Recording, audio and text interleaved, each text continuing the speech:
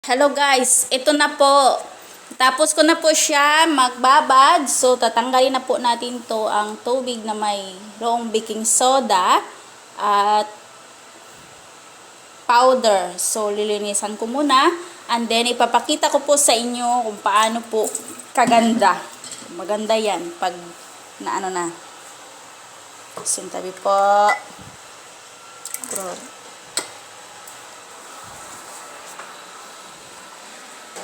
Baka kasi papasok. Yan. So, lilinisan na po natin yan. Tanggalin.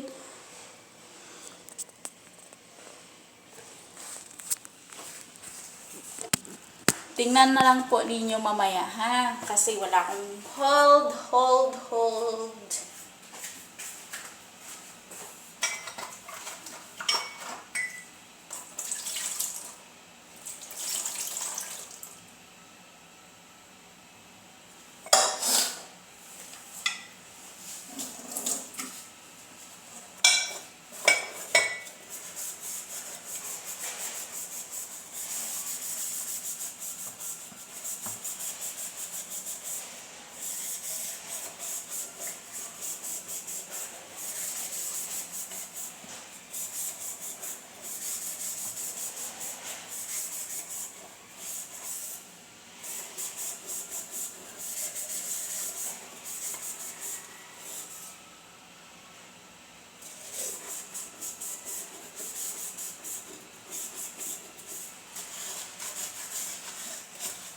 So, ipapakita ko po sa inyo.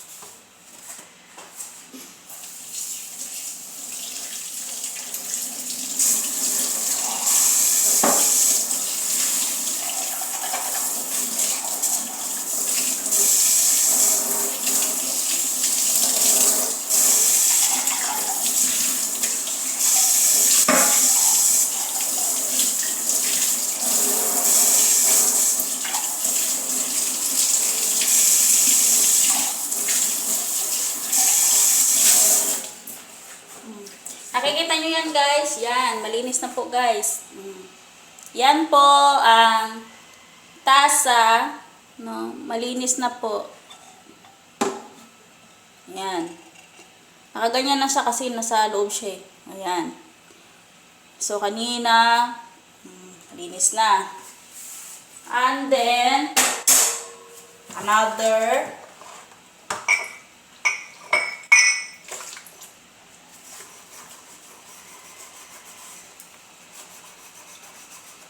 Mahigit isang oras nakababad.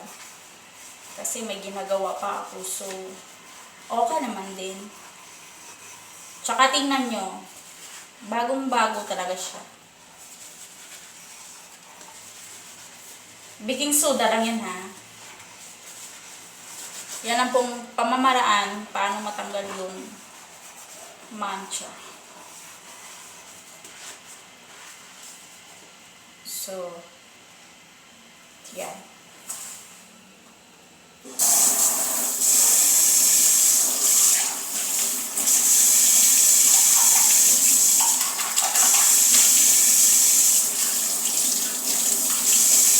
Marami kasing paraan kung paano matanggal ang mga mancha. Meron din suka. So, mas maganda din kasi, sabon mo, sabon at saka baking soda talaga. Pero iba-iba idea. Tama naman din sa suka, saka sabon, baking soda. So guys, tingnan nyo. Diba?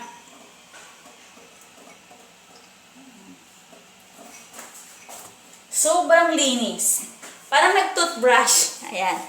Yan guys. Yan. Wala nang kamantsa-mantsa. So, sobrang linis siya. Okay? Nababad kasi siya eh. Ayan. Nababad siya ng baking soda, tsaka sabon. Ayan. So, diba? Mamaya ipapakita ko po sa inyo.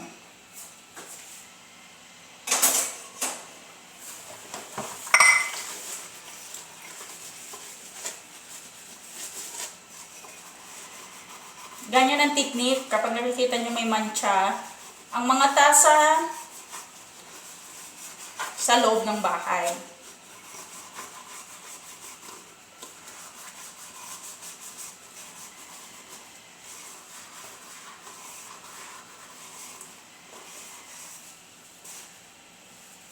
mafe-feel mo na galing talaga sa bagong bilihan.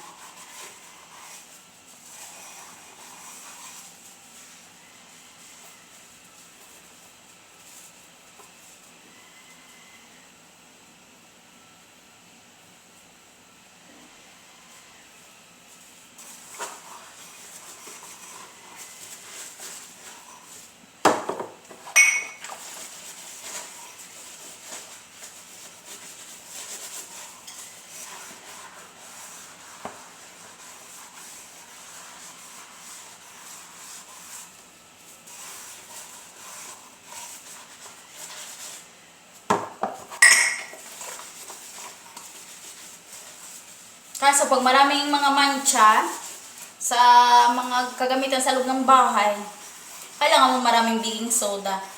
Marami kang baking soda na nakastock kasi syempre marami kang lilinisan. The best talaga ang baking soda at saka sabon, or pwede nyo din lagyan ng suka.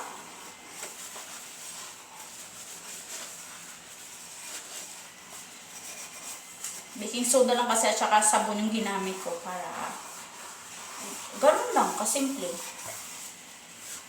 Diba? Super ang bago. Hindi mo na kailangan bumili ng bago sa pamilihan. Once na nakikita yung kasangkapan mo or mga gamit sa lumang bahay na medyo parang may mga mancha, so ideahan mo na kung anong gagawin. Para at least magagamit.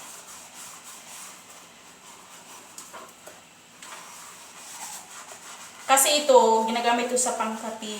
Siyempre natural pag ang kape araw-araw ginagamit. Kahit hinuhugasan, nadidikit pa rin yung ano niya, ano ng kape. So kahit araw-araw kang naghuhugas nito, dapat kailangan may oras ka din na ibabad mo siya. May oras din na every 15 days, ganito, ganyan, yung gawin mo.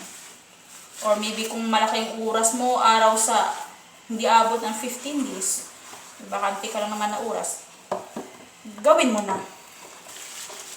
So, yan. Bagong-bago siya.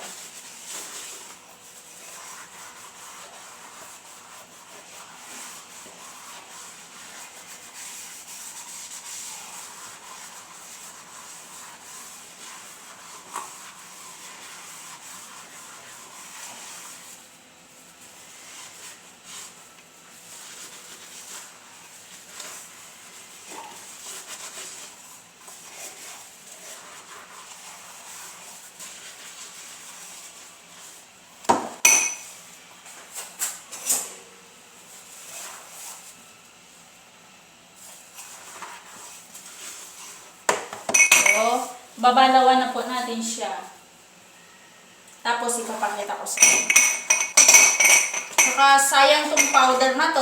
So gagamitin ko to sa sabon ng mga tsinelas. Siyempre may baking soda dyan.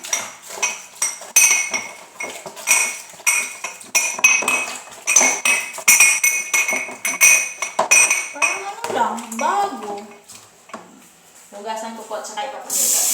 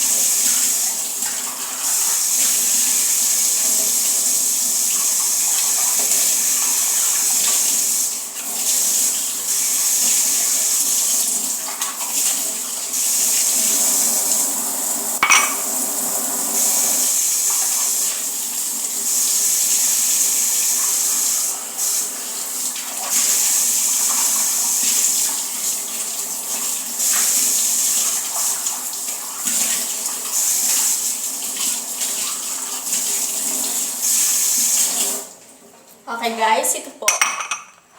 Tingnan niyo bagong-bago yan ah.